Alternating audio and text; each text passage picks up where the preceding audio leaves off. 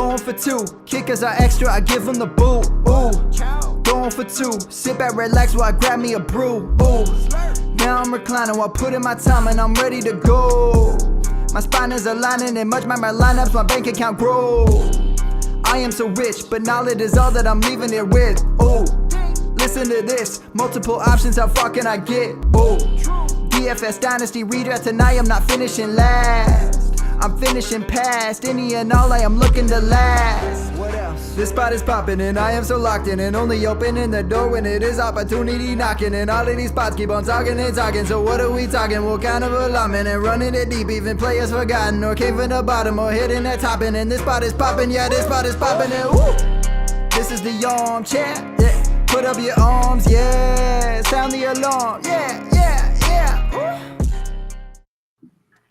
What is going on, guys, and welcome to episode 360 of the Armchair Fantasy Show. I'm your host, of course, Geoff Lambert. You can follow me on Twitter at GeoffLambert77. Of course, we're a part of the Going for Two Live podcast network, and we're here every Wednesday night on Facebook Live, Twitter, YouTube, Twitch, and our very own website, goingfor2.live. Of course, syndicated in all major podcast networks.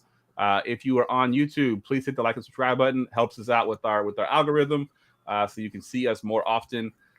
So tonight, if you notice, I do not have my co-host here tonight. He got married last week and said that he had no opportunities whatsoever to watch any football for this past week and a half. So he has no idea what's going on in the NFL right now. So to replace him tonight, we've got two guests. First and foremost, we have Chu at Father Dynasty on Twitter. He's also the host of a Father Dynasty podcast. And of course, he's a writer at Going for Two. What's up, Chu? What's up? Psyched to be here, and I'm glad he has not watched football because I'm pretty sure his new wife would kill him if he did. So, yeah, exactly. Also joining us tonight is Josh. He's also a writer for Going for Two, and he hosts the Saturday Night Live or Saturday Night 5 right here on Going for Two Live. You can find him on Twitter at Rotonaut. What's up, Josh? Hey guys, I'm happy to be here. I hope I can host Saturday Night Live once. That would be cool. Yeah. But yeah, I will say it's a lot better looking room today with Ryan gone. So. Yeah, the attractive meter went up for sure. All right, real quick, guys, I'm gonna give you all a quick brief moment to talk about what you do in the fantasy space. We'll go to you first, Josh. Yeah, so for the last little bit, I've been working a lot, so now I'm about to get back into doing weekly rankings. I do that. I also have dynasty rankings that I keep updated. Me and Brian, another guy going for two, a good friend of mine, we have a show on Saturday night at 7:30 called Dynasty Saturday Night 5. We break down different topics into 5 topics. We discuss it, debate it, and it's fun. So hoping to get the activity back up. Good stuff. And Chu? Yeah, so I've got the Father Dynasty podcast over on YouTube. So that's, usually a weekly podcast, about an hour or so, talking, fatherhood, fantasy football, but a little bit of everything. It's kind of more of an open forum, just usually having somebody else on and talking about things. And also post up, dynasty trade videos. I know dynasty trades are, what people want to see in perpetuity. So it's interesting to snag a couple of players each week and kind of look at a trio of trades and kind of see week to week what's kind of happening in the dynasty landscape. So I've got that. I've got the writing over Going for Two, and just trying to find new things to do in the fantasy space. Good stuff. All right, guys. As always, the show is brought to you by Underdog Fantasy. You check out their best ball leagues, huge tournaments, private leagues, and pick'ems, which we'll do tonight on the show. They got it for every major sport. Use our promo code GF2. Get a deposit match up to $100. It's as simple as that. Download the app, use promo code GF2, and then start doing some pick'ems, which me and Ryan, we finally hit on a pick'em this year. We've been doing one every week, and we finally hit one as a group. So that was exciting. Hopefully we can continue that trend this week and hit on another one. Tonight's topics, we're going to do our Spade, our Fade as usually, which is our version of a sit start. And because we are almost towards the end of the regular season, we're going to do what we got wrong, players that we missed on that we thought were going to be good that ended up not having great seasons. Of course, we'll do some listener questions. So if you're in the chat and you want some questions answered, just drop them in there. We'll get to them. But of course, as always, we'll kick it off here with the nonsense draft. Attention, everyone. Let's mock draft. All right, so today we are drafting the best product or business slogan. We've thrown movie titles in there as well, movie slogans or taglines that you wish you had come up with. So best product, business, movie slogan, or tagline that you wish you'd come up with. And Chew, you got the long straw, so you got the 101 here. So let's hear what you got. All right. Well, it's got to be one that's inappropriate because that seems like on brand for me. So I'm going to go with a most important package is yours, and that's for FedEx. So that's a good one for me. Nice. I like that one. That's an awesome one. Good stuff. Josh, you're at the 102. Yeah, I'm going to start off with one of my favorite movies, and this just kind of sums up kind of my humor and my personality. It's Tommy Boy. If at first you don't succeed, lower your standards. No. I think that's just good that's advice. That's a good So one. yeah, I really like that one. Love it. Yeah, that one is definitely a good one. All right, so I pretty much did all businesses and products. So y'all, you go on movies there, so it leaves me all of my picks here. So now I got to figure out which one I like the best here to take at the 103. And I think I'm gonna go with one from the from PlayStation. It's "Live in Your World, Play in Ours." It's just a really cool way to kind of it's video games and they're so immersive nowadays. I always kind of like the way that one kind of came off. So yeah, "Live in Your World, Play in Ours" at the 103 here. Chew, back to you at the 104. All right, so I'm gonna go a little childish with this one, and I'm pretty disappointed because I really wanted Tommy Boy, so that was a tremendous pick.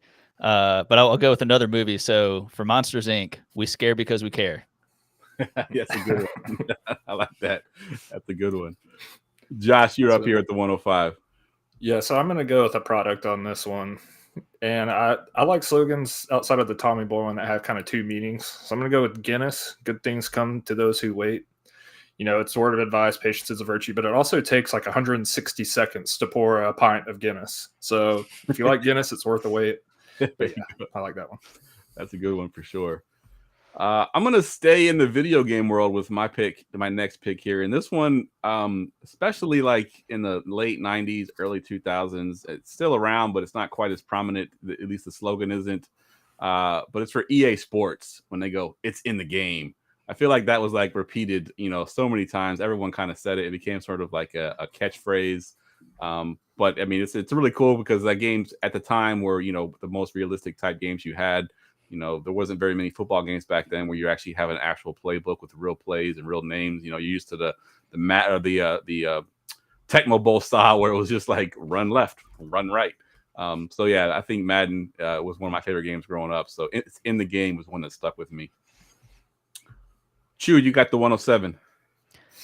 Say, I got to go with a food one here, so I'm going KFC. It's finger looking good. That's a great one. That was on my list as well. Yep. Good pick. Good pick. Josh, your last pick here at the 108. I'm struggling between doing another movie and doing a product. I think I'm going to do a product. I think I'm going to do Toyota. Let's go places. Just because the Toyota Hilux and even the Tacomas, you can run those things through about anything, and they're just going to keep moving. So yeah, I'm going to go with that one. Yeah, Toyotas are great cars. They'll last you forever. My dad had a 4Runner. It was like an 89 4Runner, and like it literally just retired like a few years ago. That's how long that thing lasted. Probably get a couple thousand on Facebook Marketplace for it. Yeah, you're probably right. Probably right.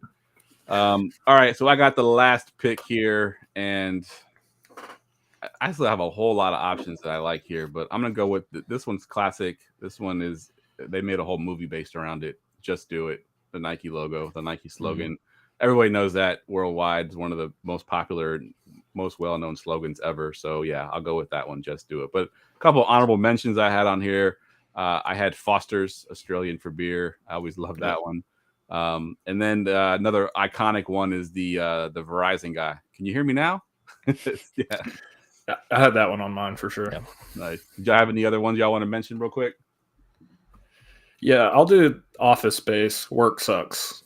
There's no explanation needed for that one, and it's an amazing movie. So, 100%. I've got one more. It's another inappropriate one, so it's kind of that or FedEx. So this one's "Melts in your mouth, not in your hand." That's for M&Ms. M&Ms. Nice. Love it. All right, let's get to some football stuff. News and notes from around the league. All right, I put this one here especially for Chew. The Carolina Panthers fired their head coach, fired their OC. They basically cleaned house, hitting the reset button already. Just in general, what are your thoughts on the move? Do you like the move? And then from a perspective of fantasy, do you think it does anything for the rest of the season in fantasy? Does it improve anybody? Does it hurt anybody? Well, the problem at this point, this deep in the season, is, I mean, Bryce Young has been getting used and abused throughout the year, and it doesn't help that certainly in the last couple of games, the offensive line that already wasn't performing up to snuff has now gotten decimated by injuries. So at this point, whoever they're going to put in there, whatever scheme they're going to run or tweak, which at this point, I don't know that you can really install a brand new scheme in the middle of the season. I'm not, I'm hoping there's maybe a couple of bright spots here and there, but at least for fantasy, you can still hope that Adam Thielen's going to be a target hog because he and Bryce have a good connection. I know I went to see the Panthers Texans game in Charlotte, and even being able to see that game live, you could see how he just continued to zero in on Thielen. It was almost just like, I'm not going to look anywhere else. I don't care if Thielen's open. I'm just going to throw it to Adam Thielen. And, the running game has been, Chuba Hubbard's been somewhat of a bright spot, but the fact that I have to say that out loud makes me feel pretty gross. So I'm hoping for, a little bit of upward momentum, but I'm just looking on the next season at this point. Yeah, it was kind of surprising. I thought, firing the head coach at this point in the season, it just seemed like it had no benefit. Now, there's probably some things going around behind the scenes that we don't know about that might have contributed to it. But from our perspective, at least, it didn't seem to make a whole lot of sense to me. Anything that you see from this, Josh, that could either benefit fantasy owners or other players that you're no longer interested in now because of the change? The main thing I'm monitoring with this is the running back usage. I don't know what's going on with Miles Sanders or why he wasn't on the field as much, but I mean, Hubbard's been fine, but I just wonder if that'll change the touches at all, and Miles Sanders might be relevant, at least as like someone on your bench that you can throw in a bind. Yeah, assuming you didn't already drop him because he's been pretty bad, but he's definitely been good. So I mean, the talent is definitely there. It's just the offensive line, like Chu mentioned, is not good, and Chuba Hubbard for whatever reason has been able to find more room to run than Sanders has for sure. Yeah. We'll stick with the running backs here. And, of course, we didn't know it in the game, but after the fact, they announced that Jonathan Taylor's going to have thumb surgery. He's going to be out 2 to 3 weeks. I'll go to you first, Chu. If you're a Jonathan Taylor owner, what are you doing with this news? Hopefully you held on to Zach Moss, but, what are you doing with this news here? Are you going to try to – you can't really move him because it's past the trade deadline probably. You're probably just stuck holding him until the playoffs, right? Yeah, I mean, it really doesn't help with it being 2 to 3 weeks. At this point, if you're a Jonathan Taylor owner and you're either, hopefully you've already locked the playoffs or maybe this week you can lock them. And I would assume a lot of people that are Jonathan Taylor owners do have Zach Moss. Hopefully you didn't drop him after Taylor came back, because even once Taylor came back, Moss was still getting pretty good usage in those first couple of weeks there. So you have to hold him. You can't drop him. You can't trade him. It just sucks at this point in the year that you're having to hold someone that's injured that you can't move, but that will be tremendously useful when he comes back. But even when he comes back, could it be like when he came back from earlier in the year? Is it going to be still a Zach Moss, Jonathan Taylor 50-50 split? And then you're going to be really furious at that point in the playoffs doing that. So yeah, it's going to be dicey, especially if you do own Zach Moss, because you can't play both of them, right? So you're going to have to pick one or the other. Do you play Zach Moss or do you play Jonathan Taylor? I'm assuming you play Taylor and just hope that he comes back, fully healthy. But I'd be frustrated as hell if I play Jonathan Taylor. He gets 6 carries and Zach Moss goes bananas on my bench. That's for sure. What about you, Josh? What are your thoughts on the situation here? Yeah, you just, like you said, with the trade deadline gone, you hold him. Dynasty, you're still holding him just because he's the better back there, and that will prevail. But it's just really unfortunate, especially if you're like in the middle trying to fight for the playoffs and you don't have Zach Moss, and now you're like 6-7 or right there at 500. But if you're in the playoffs, you can just sit there and hope he's back right in time. Yeah. Speaking of back right on time, Justin Jefferson is finally off of IR. He's coming back. His bye week is this week, so you can't play him this week, obviously. But luckily for most of us who have a week, I think week 15 is the playoffs. You're going to have him for the playoffs. I'm assuming you plug him right in, right, Chu? You plug him in no matter what, right? You do, but this honestly couldn't be a worse time for him, because you see Kirk Cousins go down. They trade for the almighty Joshua Dobbs. But then at this point, they're going into a bye with Josh Dobbs throwing 4 picks. Is it going to be him, Jaron Hall? Is it going to be Nick Mullins, who I think is on the team now or on the practice squad? So the uncertainty there makes me nervous, but I feel like with what Dobbs has been able to do before, I feel like he's going to retain the job. And with his run and gun, just get it done style, for his standpoint, he may not have the prettiest game, but I feel like he's going to force feed Justin Jefferson, because what quarterback wouldn't do that? So you got to plug him in. Yeah. Are you in the same mindset, Josh? Yeah, you plug Jefferson in, even if it's Nick Mullins or someone else, they're still going to go through him and Hawkinson. And honestly, with Dobbs not being the best deep ball thrower, I mean, Justin Jefferson's making that catch Addison couldn't. That was a terrible throw, but he can make up for deficiencies with throwing just because he's so good and gets so open. So, yeah. So let me ask you this, Josh. Jefferson, you're playing Jefferson. Let's say you're an Addison owner. Can you still be comfortable starting Addison, knowing that now you got Hawkinson still in the mix? You can have Jefferson there. Addison becomes the third wheel.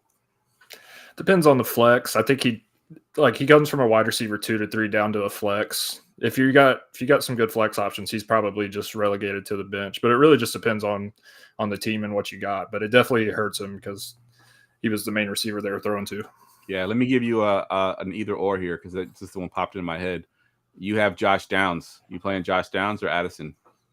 I'm going to play Josh Downs. Yeah. His target share in with Pittman's higher, and they don't have a major tight end to work through either. He's the second option. So Fair enough. All right, let's move to another running back injury. Pete Carroll says that he hasn't seen anything from Kenneth Walker to suggest that he's going to play this week. We did see Zach Charbonnet last week, and of course he had a tough matchup. Didn't look very good. Are you comfortable playing Charbonnet this week, Chew? It's kind of similar with, this week. It's also not going to be a tremendous matchup. Tomorrow being the game, Thursday night game with the Cowboys. So I think if you're in a pinch, I feel okay starting him, because certainly you're not having to worry about him losing like substantial touches to DJ Dallas, or right. I really thought Kenny McIntosh was going to get more involved, and he was not at all involved. So I'm still kind of nervous that out of nowhere, Pete Carroll's going to do that. Yeah. But I mean, overall volume wise, I trust Charbonnet to get what he's going to get. But with how high powered this Dallas Cowboys offense has been, I don't know, unless Charbonnet does keep the target share up of, 5, 6, 7 targets a game. Unless that happens, I don't know. You can hope he gets double digits in PPR, but I don't know if he will. Yeah, it's a good call. Yeah, his volume is kind of king there, Josh. What are your thoughts on Charbonnet? Let's say you're a Kenneth Walker owner. Is it a straight 1-for-1 trade? Like, or do you think you have somebody on your bench that you could potentially start over Charbonnet? I hopefully have someone on my bench. I hope if you really need to trade and you're in a real pinch and you feel like you need someone, you could make a trade. But I'm hoping you got someone on your bench, because like Chu said, he's going to be relying on a touchdown or 5 or 6 catches to even reach double digits, because that Cowboys defense is really good. It's very good. Yeah, 100%. Tough matchups all around. And one final injury note, it's kind of a small one, but it's making this receiving core very shallow. Raheem Shaheed unlikely to play with the quad injury. Of course, they already lost Michael Thomas. Chris Olave is now in the concussion protocol. Is there anybody, let's just say Olave plays. So obviously you're going to play Olave, but is there anybody else outside of Kamara that you want to play in this Saints offense, Chew? I mean, Rashid Shaheed's my guy, so it breaks my heart. But I would not advise anyone start A.T. Perry as I did in the first round of the Scott Fishball playoffs, which that was only because I let my 5-year-old son, make one roster decision each week. He chose A.T. Perry over Curtis Samuel. Ooh, I'm not in the playoffs anymore. But yeah, the other two guys, I mean, Keith Kirkwood, Lynn Bowden. I'm excited to see Lynn Bowden still in the NFL. It's a great story. But I mean, in terms of fantasy production, you can hope Juwan Johnson is going to do something, or Taysom Hill. But I mean, that's what you perpetually think with those tight ends is who's going to be the one getting 1 or 2 touchdowns. So comfortably start. I think it's pretty much exclusively Olave and Kamara. So yeah, I'm with you 100% on that one. I'm assuming, Josh, you're in the same boat there. Is there somebody else that you're looking at? I'm actually a little bit higher on Juwan Johnson. I have 5 or 6 players for the fade and spade. I have Juwan Johnson as a spade just because he should see 8, maybe 9 targets if it goes well. Because especially if Olave's out, like, who else are they going to throw to? So I think you can maybe plug Taysom Hill in there too. But I'd almost prefer Juwan Johnson over Taysom Hill just for a plug and play. Yeah, good call. But yeah, it's not good. It could be ugly too, though. That's the thing. It's risky. It is very risky. You'd have to be pretty hard up to be starting him. So good call. And that's a perfect segue right into the spade or fade. Spade or fade. All right, so you gave us one of your spades already, Josh. We'll go to you first. Give us one of your spades. So we talked about him a little bit, Zach Moss. I mean, we've seen what he can do when it's just his backfield. And Tennessee run defense, it's middling. I would prefer if it was going to be one of like the 5 weaker or weakest run defenses there for fantasy. But if it's no Jonathan Taylor and it's Zach Moss's backfield, I feel very comfortable. We talked about volume of that being beneficial for Charbonnet, but only to a certain degree. Zach Moss is not going up against the Dallas Cowboys run D, so definitely starting Zach Moss. Yeah, good call. I'm going to stick with the running backs for my Spade as well. And a guy that has had 2 kind of rough weeks because he's played 2 pretty good run defenses. People might be down on him because they're looking at the box score thinking, oh, man, this guy's not doing very well. But despite having a down week last week, he still had 24 opportunities, 18 carries. I'm talking about Javonte Williams going to the Houston Texans. He's getting all the volume. I know Samaje Perine was a popular waiver wire ad this week because he had a touchdown. He was a little bit more involved in that fourth quarter. Williams couldn't get anything going, but Williams is still the man in this offense and has been for a few weeks. Like I said, 24 opportunities is pretty stout. And against a much weaker defense in the Houston Texans, I think Javonte Williams gets loose this week. And I think if Perine hadn't or Perine hadn't vultured that touchdown, we wouldn't be talking about this because it would be Javonte Williams get that touchdown and he'd have been fine. Because I think he had 18 carries, 65 yards, add a touchdown to that plus a couple catches that he had, and he's good to go. So he's one of my Spades for the week, Javonte Williams. Let's go back around again and give us a fade this time, Josh. Yeah, so a fade, I'm just going to say Jordan Love coming off one of his career best games. It is nothing against him, really. It's just more that it's at Kansas City against the Chiefs defense. They've been 5th best against quarterbacks and 3rd best in total yards and points allowed. And I'm just not the biggest fan of that receiving core as a whole. I think they're all decent, but without being able to run the ball, Aaron Jones playing really is going to, and how healthy he is going to impact that. But I could see them not scoring a lot of points because the Chiefs only allow, I think, 16 points a game. So, yeah, the Chiefs have been sort of flipped on their head a little bit because they are more of a defensive team this year. They're winning because of their defense. I know Mahomes stinks still, but his receivers aren't very good, and that defense is a lot better than people want to give credit for sure. Chew, what you got for a fade? So I'm sure no one was incredibly excited about this person to this point in the season anyway, but definitely fading Drake London. Ritter is still the quarterback. I've faded him ever since he was in Cincinnati. But going against that Jets secondary, it is absolutely menacing. I feel like Ritter's going to throw picks left and right. I kind of think Heineke is going to show up at some point in the game. It won't get better for them, but it's just going to be a nightmare. Yeah, that's I actually had him on my list as well. Jets rate 6th best against the team's number 1 wide receiver. Drake London has been looking a little bit better lately, but yeah, against this Jets defense, I will definitely pass. If I got better options, I'm going elsewhere. So my fade is going to be a guy that me and Ryan both loved on the podcast, talked him up in the preseason, and he's been really good this year. I think he's currently top 12 running back, I believe, maybe just outside. Brian Robinson versus Miami. Miami's run defense is actually surprisingly good. They're 5th fewest points allowed to running backs. Not to mention, I think Miami kind of runs the score up here, and I think it's going to kind of force them to go away from the run a little bit. I know Robinson's been involved in the passing game, but he's not really a pass-catching running back. He's more of a guy that kind of benefits from a few dump-offs, which he may still get. But overall, if I got better options than Brian Robinson, I'm looking elsewhere because I don't think he's going to have a great week this week. Let's do one more Spade. We'll go to you first this time, Chew. Well, I guess I'll piggyback off of what you just said, and my Spade is Tua Tagovailoa. So I know he's coming off of his worst fantasy performance of the year, and who better to play than the Washington Commanders defense? I mean, the only thing that this team really had going was that front 7, and then they traded some of the best parts of it away, fired the defensive coordinator, which I do think was probably necessary. So, I mean, that defense is in absolute shambles, and honestly, even if they still had those 2 players on that D-line, Tua is slicing and dicing with the yak monsters that he has around him. So, I mean, Tyreek's going to get to 2,000 this year, and it's a lot of those yards are going to be here against the Commanders. Yep, 100%. The only thing that I will say is that I live here in Washington, D.C., and that field is not the greatest field in the world. So it will slow down Miami a little bit, but I do think that they're still going to score plenty of points, and Tyreek Hill's still going to do his thing. Yeah. Agreed. I'll go next and take my spade, and I'll give you the last one here, Josh. I'm going to take a guy we talked about earlier in the podcast a little bit when I gave you a either or situation, but Josh Downs at Tennessee. You mentioned the targets that he's getting. He got 13 targets last week. Obviously we know there's going to be no JT in the backfield, so that's one less mouth to feed. Titans give up the 6th most points to the receivers overall. So Josh Downs, if you've got him, fire him up. And I agree with Josh. Start him over Addison this week. I think Josh Downs is going to have a nice week this week, especially in PPR leagues for sure. Josh, what you got for your spade? All right. So the last one, I was choosing between Rashee Rice, who I like. He gained Mahomes' trust, but I think I'm going to go further down. I was looking through the Fantasy Pros consensus rankings, and they have Greg Dortch down at 65. And I just think he could blow that value out of the water and finish his top 30, 40.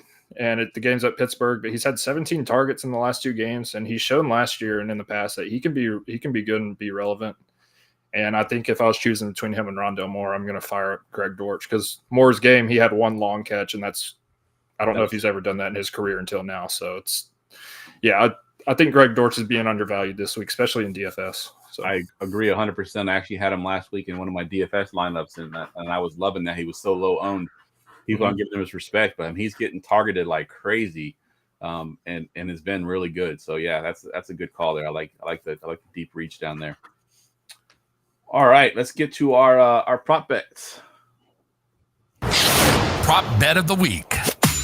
All right, let me bring up the screen here, the underdog screen. Of course, as we mentioned at the top, GF2 is the promo code, guys. If you want to play, we're about to show you how easy this is to do some pick'ems here. It's a lot easier and more straightforward, I think, than DraftKings and FanDuel, who can get a little bit overwhelming if you're not used to it. This is pretty much straightforward here. So we'll go to you first, Chew. Give us your prop bet here. So, Jeff, I know you don't love kickers, but I do love a good kicker prop bet. So, if we want to go ahead and go with Cowboys kicker Brandon Aubrey, and what's his line there? So he's got 1.5 field goals made. I'm thinking the over. 1.5 field goals made. Yeah, that's a good one. I like that one because they have the extra points at 3, and I'm pretty nervous about that. If they had it at 2.5, I'd go over. But yeah, 1.5. Yeah, I agree 100%. That's a good one. And we typically don't do kickers on here, but I like it. I'm all about winning some money, so I don't care. If kickers are going to win some money, let's do it. Jeff, if we've had that bank account, I think you might be a kicker fan after all. Yeah, exactly. All right, Josh, what you got for yours? Yeah, so you talked about him as a fade, but I'm going to go Brian Robinson over on his receiving yards prop. I think it's set at 12.5. All right. And, I mean, in the last 3 games, he's had 119, 59, and 11 yards. The 11 might be closer, but even then, it just takes 1 reception to break over that. So yeah, 1 screen pass, 1 dump off. So especially in a game they're going to be playing from behind. Yeah, there's going to be tons of passes to go around. Mm-hmm. Yeah, 12.5. That number's pretty low. I like that. I like that a lot. And I'm going to go to a guy that I had as a spade. I mentioned Javonte Williams. I think his rushing yards is way too low for a guy that's going to get 18 to 20 carries. His rushing yards is set at 58.5. I think he absolutely smashes that. So I'm going to go higher on Javonte Williams at the 58.5. To recap here, we've got Brandon Aubrey, the kicker from the Dallas Cowboys, going higher than 1.5 field goals made. We have Brian Robinson at higher 12.5 receiving yards. And Javonte Williams, higher 58.5 rushing yards. Let me drop my $5 on there just to show you how easy it is to submit. And that's it. So if you want to play underdog, again, you go get the app, go to the website, use our promo code GF2, deposit up to $100, and they're going to match whatever you put in there. So if you put in a full 100, you're going to have $200 to bet. Like I said, it makes it so easy. You just pick a few prop bets. Put them in a lineup. The more picks you put in there, the more money you can make. So that is that. Let's close this window here, and we'll get to our next segment here. So this is my favorite segment to do. We've done this 3 times this year. I always like accountability. I'll hit the drop, and then I'll just kind of go through what some of the things that me and Ryan have done so far this year. Hold on. I'm stupid. You're smart. I was wrong. You were right. You're the best. I'm the worst. You're very good looking. I'm not attractive. All right. as long as you're willing to admit that now. All right, so this is it. As analysts, we don't like to admit when we're wrong. Me and Ryan have gone through this exercise a couple times this year already, but now that we're getting down towards the end of the season, we pretty much know these guys by now. They're not going to break out if we're wrong on them. We're wrong on them. And Chu, I'll let you kick this segment off here on give me one of the players that you were wrong on. Well, right when I saw that we were talking about this, without even looking up stats, I knew that I needed to put Rashad Penny in here. This man broke my heart this season. He has, 6 touches to this point in the year. I mean, at a certain point, even as we got through the season, I was like, oh, maybe they're keeping him fresh. And once it gets a little colder outside and they really need to ground and pound, they're going to play him. He's done. He's dust. It's not going to happen. So I was wrong. Yeah, that was interesting, right? Because he was a free agent and they wouldn't sign him, right? It was a cheap deal, but it was still like, all right, well, you guys are always saying running backs are cheap. So you just bought a cheap running back. That's fine. Yep. So not even given an opportunity, really. You said 6 touches is all he's had all season. It's just absolutely insane. Yeah, that's a good one. Josh, what you got? Yeah, I'm taking the L on Rashad Penny too. I've been on mine and Brian's show talking him up before the season started. I'm a huge Rashad Penny fan, but yeah, he's done. I'm going to start with one of my guys I was highest on, Jerry Jeudy. I was kind of down on Russ in the offense, but I also thought he was a lot better than Cortland Sutton, but it just hasn't shown to be that way. I don't know what's going on behind the scenes. There's been some things with Steve Smith, some other distractions going on, but he's just been pretty terrible for fantasy, especially where I had him ranked coming into the season. So I took a big L on that one.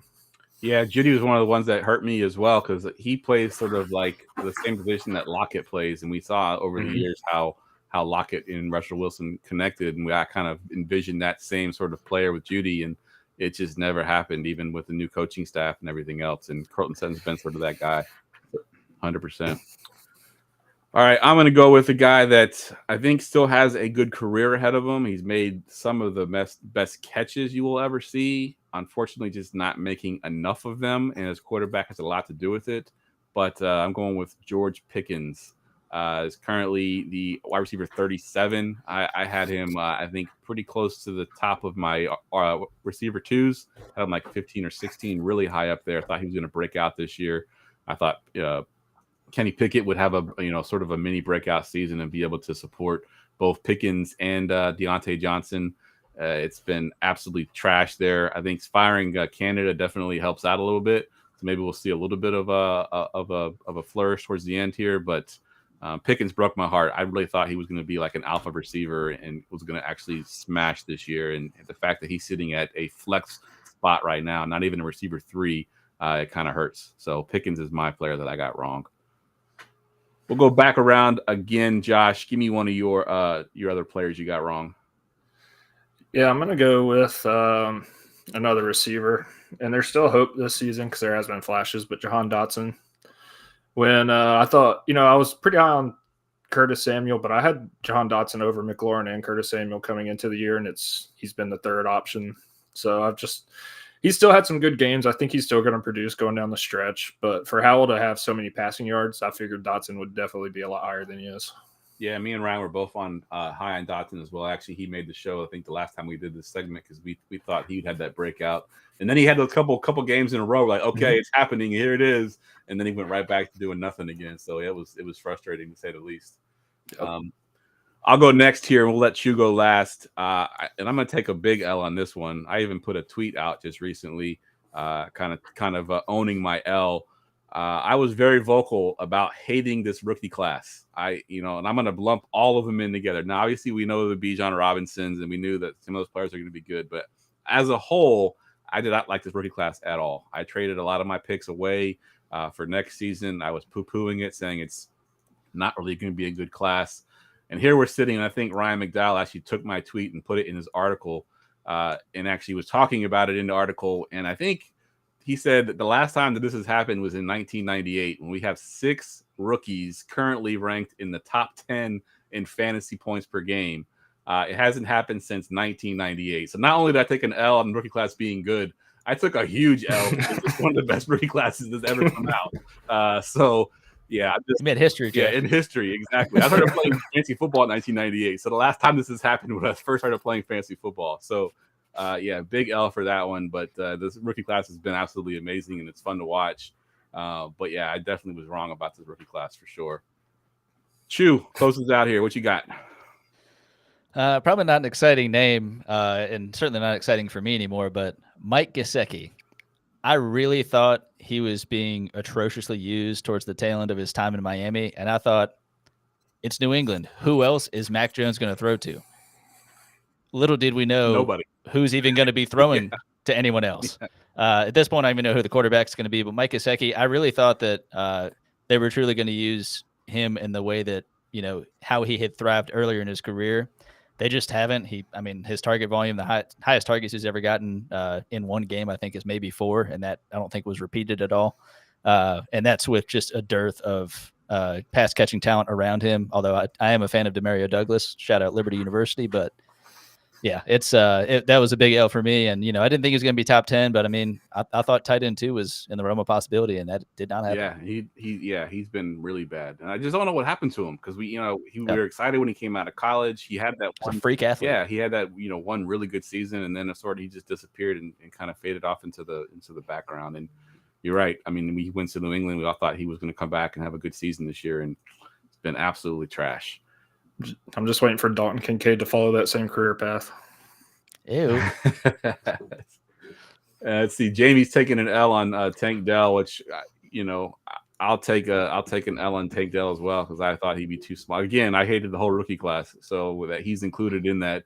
I was definitely wrong on Tank Dell. I still love Collins. Collins has still been really good. He said he was touting him over Collins. I think both players are going to be good going forward. But yeah, Tank Dell was definitely in that mix of guys that I was not a big fan of that have panned out for sure. All right, let's get to our listener questions. Go ahead. Ask me anything. All right, first one we got here, Josh, is from Shaminator on Discord. He said he's trading his Kyler Murray. He currently has Dak. So he's trading Kyler Murray, Calvin Ridley, and Bijan Robinson for Jordan Love, Justin Jefferson, and Josh Jacobs. It's a 14-team half-point PPR, and he needs a win here to clinch. So again, let me recap: Murray, Ridley, Bijan Robinson for Jordan Love, Justin Jefferson, who's coming back, but you got to wait a week for him, and Josh Jacobs. Okay, so I'm guessing this is probably redraft. Yes, it is redraft. Okay, that changes it a little. Well, I don't know. I like the Love, Jefferson, and Jacobs side in Dynasty for sure, but I think I still kind of lean that side. If you can wait, the big caveat is if you could wait one more week for Justin Jefferson, which he says he's got it clinched. So I would go ahead and just go get Justin Jefferson for the playoffs. Yeah, that's a good call. You're right. He says he clinched, and the guy that he's trading these players to needs to clinch or needs to win to clinch. So he needs a player now where he can't wait on Justin Jefferson. So I think, in that situation, I think I do go with Jefferson. I do think that he can be good. Because Jacobs has been just as good as Bijan in redraft this year. So yeah, 100%. What about you, Chew? Are you in the same boat? Yeah, 100%. I think there is still, who is going to be throwing the ball to Justin Jefferson, but he's still Justin Jefferson. Jacobs has been a volume hog, and that's especially once the coaching changes happen. I feel like there's been a renewed trust in Jacobs to just kind of lead that team. Yep. And it's funny. So if the guy he's sending that Murray, Ridley, and Robinson, he needs to clinch, Murray has a bye in week 14, so he's setting him up for failure. So you should absolutely do this trade, and he will be pissed at week 14. Yeah, that's true. He doesn't look far enough ahead. You're right. All right, this next one is from Biggest Gundy on Discord, and this is actually a question for commissioners and how to handle this. So I'm going to go to you first, Chew. So it's a trade between the first place team and an eliminated team. The trade, he says, is arguably fair. It's T.J. Hawkinson for Thielen and Hopkins. But just overall, what are your thoughts on a team that's already in the playoffs trading with a team that has been eliminated from the playoffs? First, my kind of pretty steadfast rule of if you're changing things or whatever, I feel like it cannot be in season. You will have a revolt on your hands if you make a rule change in the middle of the 100%. Season. But if this is something that you're trying to address, kind of table it now, talk about it in the offseason, and you can actually have this specific example, depending on if that guy wins the league or I don't know, you can at least kind of point it out and be like, look, how about if anyone is statistically, unable to make the playoffs, like they're already out, even if the season maybe is still going, I guess you can institute that they're not allowed to trade. Because, I mean, at that point, again, they could win out and it could make them feel good, but they're still not going to make the playoffs. So as long as there's not some sort of like additional punishment that if whoever comes in last gets, some level of degradation that is just ridiculous, if you also don't let them trade, then that kind of screws them over unfairly. But if it's just you're in last place and that's it, then I think you could do something like that. Yeah, and I think it has to be, we're talking redraft leagues here. I think Dynasty, is a different animal altogether. Oh, yeah. Teams are, trying to get picks for next year. But, and that's why I've always put a trade deadline into my redraft league. So I know a lot of leagues don't do trade deadlines because they like to trade up until the final, final game. But maybe there is a cutoff. Maybe not a hard trade deadline for everybody, but maybe a trade deadline for if you're eliminated at this point, you can't trade. What are your thoughts, Josh, on this one? Yeah, I think you should definitely have a trade deadline for redraft leagues. It's the opposite for Dynasty, and that's kind of why I prefer Dynasty these days. But if you're eliminated, I'm okay if you pick players up off the waiver wire and stuff because you don't want to get last place, but I don't think you should be trading if you're eliminated with teams that are still competing. It's too slippery of a slope, and there's just too many things that could go wrong and piss people off. So it's just not even worth it. Let me ask you this: Would you allow it if it's eliminated team traded with eliminated teams because they want to do better in the toilet bowl round? Are you okay with that? Yeah, I think so because it takes away if the bottom teams are colluding, like who gives a shit? It's like right. Yeah. Let me just expand it even further, Chew. What if it's waiver wire? What if there's some hot waiver wire guy out there? Do you think teams that are eliminated should be still added from the waivers? I mean, ideally not, but that can also be just from the standpoint of if I'm trying to make a playoff run and I need to fill that running back spot, and then someone assuming he was on the waivers, someone snags Zach Moss, and I'm like, come on, dude. Like, I have Jonathan Taylor. I needed that guy. Yeah. But I would hear myself saying it and be like, it kind of sounds like I'm whining a little bit. So I don't know if I can say no to that. Yeah, it's definitely a slippery slope for sure. All right, this next one, Josh, we got a looks like a sit-start question here from Uber Eric 54 on Discord. Week 13, Javonte Williams, Ramondre Stevenson, or Tank Dell, and it is a half-point PPR league. Which one are you starting out of those three guys? It's a tough decision. Yeah, it's really between Stevenson and Tank Dell for me. I agree with you that I think Javonte Williams is being a little underused, but there's also a chance that they get behind and the game script's not as well. Ramondre Stevenson has gotten 20 carries the past 2 games, and Tank Dell has just been playing out of his mind. So I would narrow it down between Stevenson and Tank Dell. Half PPR might lean Stevenson because there's so many other options. Noah Brown will be back. They still have Nico. So yeah, that's a good call. What about you, Chew? Where are you going here? Yeah, Ramondre is the same thing. I mean, ever since the quarterback situation hasn't been great most of the season, but when it really kind of went into the toilet the last couple of weeks, I feel like Ramondre just finally stepped up and is just taking control of this offense with volume. It has also been reasonably efficient too. So going against the Chargers, I definitely trust him to do well. And with Tank Dell, again, he's been playing out of his mind, but Nico has stepped up pretty well. Yeah, Noah Brown is getting a wild amount of targets, which I love to see. I did like him in Dallas. And yeah, Javonte, I'm a Julian McLaughlin fan, so I don't think he's ever going to take his job, but I always worry, siphon off a couple target here or there, and is Javonte going to get enough? I'm not sure. Fair enough. I'll say Dell's the ceiling player. Stevenson's a floor play because Dell could go off for 30-something points, but Stevenson's probably going to get you 15 to 20 points. Yeah, that's a good call. If you need the ceiling play, go with Tank Dell. I like it. All right, the next one here is from Dry Toast. And I'll start with you, Chew. So Lamar Jackson's on his bye week, so he's got to decide between Jordan Love, Russell Wilson, or Matt Stafford. And it says full PPR, which doesn't matter in the situation. But so Jordan Love, Russell Wilson, or Stafford as your starter for Lamar Jackson. So there's not going to be any trick plays where they catch a ball? I guess there could be. All right. Let's see. I would go Russell Wilson. I never felt like I would say that given how last year went for Wilson. And even to this point, I feel like just checking the standings and seeing how well he's done, it's still kind of in disbelief of like, how is this happening with the Broncos right now?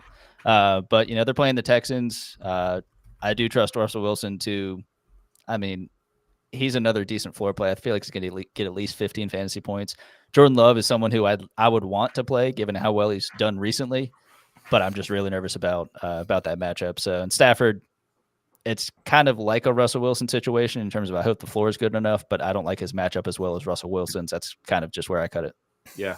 Are you in the same boat there, Josh? I saw you nodding your head a lot. Yeah, I never thought I'd say it, but I'm going to choose Russell Wilson. I was pretty low on him coming into the year, but that's going to be that game's going to be a shootout, I think, or it has a chance to be. At least each team scoring over 20 points. So, yeah, I like Russell Wilson out of those. Yeah, I'll sweep it. Russell Wilson for me as well, because you're right. I mean, there was a TikTok that I saw today when they were 1-5, and they showed all the haters kind of talking about how bad they were. And then it showed them they were 2-5, and it kept showing more comments about how bad they were. Then they were 3-5, and then 4-5, and now they're 6-5, and they're like, "Whoa, shit! This team is actually doing pretty good." Like, where the hell did they come from? But yeah, he's been playing so much better. So yeah, I agree. All right, let's do. We got two more here. We got one from Nick2311. So he said he just lost JT. The Zach Moss owner is willing to trade him if he gives up Terry McLaurin. It's a 12-man PPR league. So basically, is it he wants to get Zach Moss, he has to give up McLaurin. What are your thoughts here, Chew?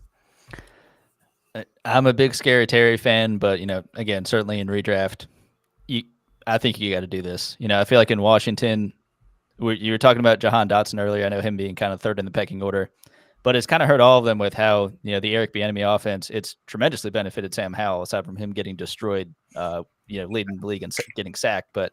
I mean, all of the weapons he's had, thrown it to Terry, to Samuel, to Dotson, to Thomas, to Gibson, Brian Robinson. So there's no shortage of weapons in Washington, and at least how well they're utilized. When Zach Moss starts, he's just going to be force-fed the ball, and I would very much rather have that. And again, if you say you just lost JT, I mean, you still have him. So if he is able to come back in the next couple of weeks and hopefully win you championship, then you'll be happy about that. Yeah, 100%. Josh, what are your thoughts here, McLaurin or Zach Moss? I agree with you. I'd take Zach Moss. When he was playing before, and even when Taylor was there, he was top 10 and even top 5 in a lot of categories for efficiency, breaking tackles, yards over expected. So I think he's a really good running back. Yeah, I would much rather have a top 12 back. Well, now you have a guaranteed top 12 back with the Colts regardless, so I would definitely do that for McLaurin. Yeah, agreed. I think Zach Moss at one point early in the season was the RB1 overall in fantasy points, which is insane to think about. But yeah, Moss has been really good. McLaurin's who I'm giving up. I'm assuming McLaurin is, a fringe starter at best for his team. We don't see his team here, so we don't really know. But I'm assuming, and I think Zach Moss is a plug and play starter. So yeah, I would do that 100%. Jamie's got one in the chat here. This is like the gross. This is the puke start question of all. He's got Superflex leagues. Are you going Browning or DeVito in Dynasty Superflex, Chew? Well, just to stay true to my family is from upstate New York. You got to go Tommy DeVito. He's a mama's boy. I'm sure he's getting his laundry folded right now. He's getting himself a nice meal in his belly. He's ready to play. So I'm going Tommy DeVito. Them chicken cutlets. That's right. What about you, Josh? I'm gonna go Browning on this one. DeVito does have a little bit of rushing upside that Browning doesn't, but Browning's throwing to Jamar Chase, T. Higgins, and still has Joe Mixon. So I'm not happy to start either one. I'm having to start Browning in my most expensive league this week, and I don't feel good about it, but that's where I would go. Yeah, 100%. I think, honestly, so all of my Superflex leagues that I run, I use the old Scott Fishbowl scoring, which if you have a bad quarterback can get you negative points. So I'd be tempted to leave this spot blank because I don't want the negative points. But assuming Jamie's playing in a regular Dynasty Superflex league, I lean DeVito just because of the little bit of rushing upside there. I do get your point though, Josh, with the weapons that Browning has are much better than DeVito's weapons. We saw it the week that he played last week, and he had 2 passes that should have been picked off that got tipped that Jamar Chase somehow caught. So you kind of can see the talent there, but I think DeVito with the rushing upside is who I'd roll with here, just to have a little bit of a safe floor. And we got one more here from the show sheet. This one is from Ruru on Discord, 10-man PPR. Basically straight up here, Nico Collins or Puka Nacua. What do you got here, Chew? I always got to take my dynasty hat off. Whenever I see a trade, I'm like, wait, let's redraft. Okay. At this point in the year, I don't know the background of it, who's competing. Are you both competing? Has anyone locked a playoff spot yet? But I'd lean Puka. I know Nico Collins has been going off as of late. But I mean, just looking at what Puka's got. He does have a tough next two matchups against the Browns and the Ravens. But then after that, you've got Washington, New Orleans should be pretty tough, but then you have the Giants. So I'm really kind of looking ahead to what is the playoff schedule looking like. And I trust that a little bit more than Nico having to share that piece of the pie with Dell and Schultz and Brown and whoever else. So, okay. So you're going with Puka here? Yeah. All right. What about you, Josh? I'm going to go with Nico Collins. I had Puka's name written down for a potential fade if someone took one of mine. And this is obviously redraft, not dynasty, but 4 of his last 6 games, he's had 7 or fewer PPR points. And I think Kyron Williams coming back and them running the offense through him. I don't know if they're going to keep doing that, but they looked a lot better doing that and actually won. So I don't know. There's a chance Puka could score 30 points, but I trust Nico more. Yeah. Now, one thing I will say as a general rule, especially in redrafts, that I don't like to do, I don't like trading the same position for the same position because it ends up being like, who do you like more? Essentially, like you're not going to offer a bum for a good receiver, so you're essentially putting Puka and Nico Collins in the same tier, and then saying which one of these guys do you like more. Personally, I'm on the Nico Collins side. I do like Puka. I had coming into the season. Puka has been nothing short of amazing with his rookie season coming out of nowhere. But I truly believe that when all the Texans receivers are healthy, I think Nico Collins is the alpha. I know Tank Dell has been balling out lately. But if you look, even the games that Tank Dell balled out, Nico Collins still had more targets than Tank Dell did. Tank Dell just had more of the big plays. So I think Nico Collins is still the alpha in this offense, and this offense is going to be good for a while. And I do think that they go into the fancy playoffs here looking for Nico Collins a lot more. So I'll go Nico Collins here, but you really can't go wrong either way. Like I said, they're both in the same tier. They both have, they're both target monsters, but I prefer Nico Collins of these two guys. All right, guys, that wraps up the podcast. I want to thank both of you for coming on tonight. I don't know if Ryan had a chance to tune in tonight. Probably not. He's a week hitched. But again, appreciate both of you guys coming on. Appreciate all the work y'all do over at Going for Two as well. I'll give y'all a chance here real quick to plug your Twitter handle one more time and anything you're working on. We'll go to you first, Chew.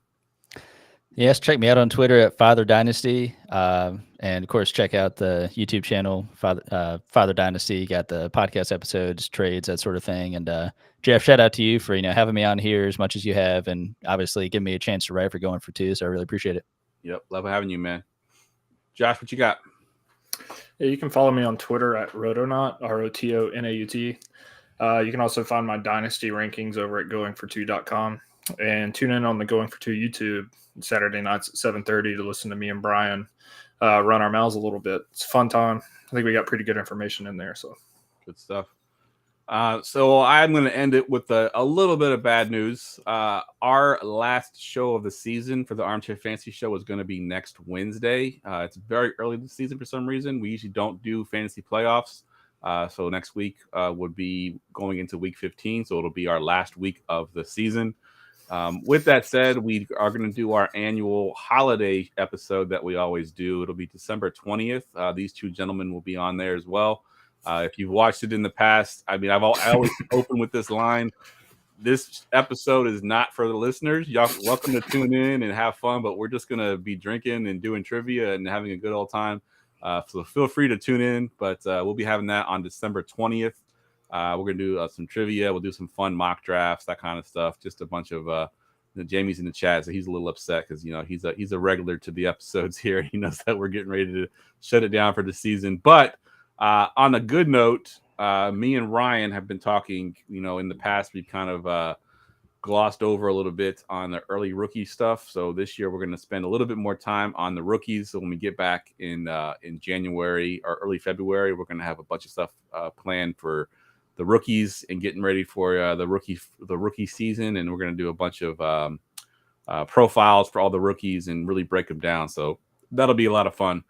So you can look for that in the new year. But yeah, one more episode next week. We got Shane Barrett coming on, formerly of Going for Two. Now kind of does his own thing, but he'll be on next week to close it out. We'll probably do some kind of award show as well. But that is it for this show. For Chew, for Josh, I'm Jeff, and we will see y'all next week.